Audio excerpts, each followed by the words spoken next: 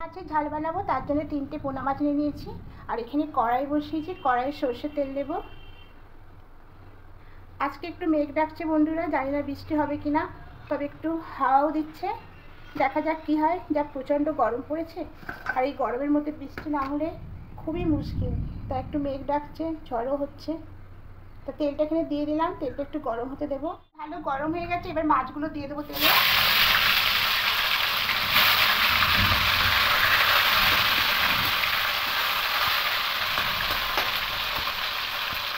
টক দই আছে 2 চামচ টক দই নেব।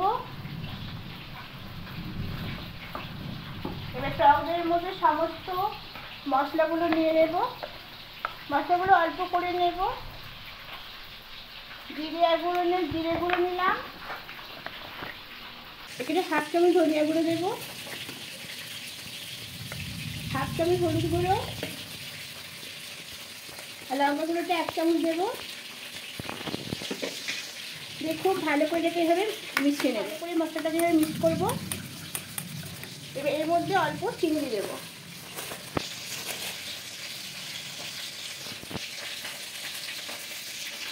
এবার খুব ভালো করে এটাকে মিক্স করে নেব। মাছগুলো খুব ভালো লাল করে ভাজা হয়ে গেছে, এটা তুলে নেব।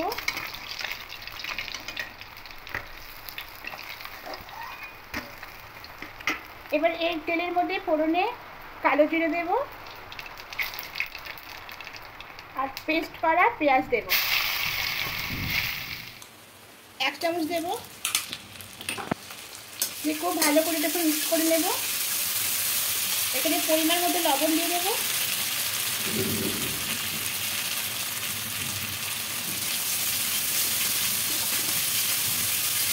এবার এখানে যে পেস্টটা করে রেখেছিলাম, এবার এই পেস্টটা এখানে দিয়ে দেবো।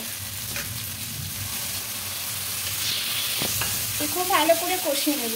খুব ভালো করে মশলাটা কষানো হয়ে গেছে। দেখুন মশলা থেকে তেল বেরিয়ে এসেছে। এবার এখানে যে মশলার বাটিতে জল দিয়ে জলটা দিয়ে দেবো, আর একটু জল দিয়ে দেবো। দিয়ে খুব ভালো করে মিশিয়ে নেব।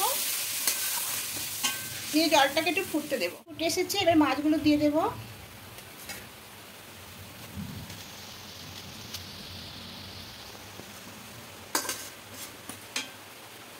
এবার এইভাবে 5 মিনিট রেখে দেবো। দেখুন মাছটা একদম হয়ে গেছে।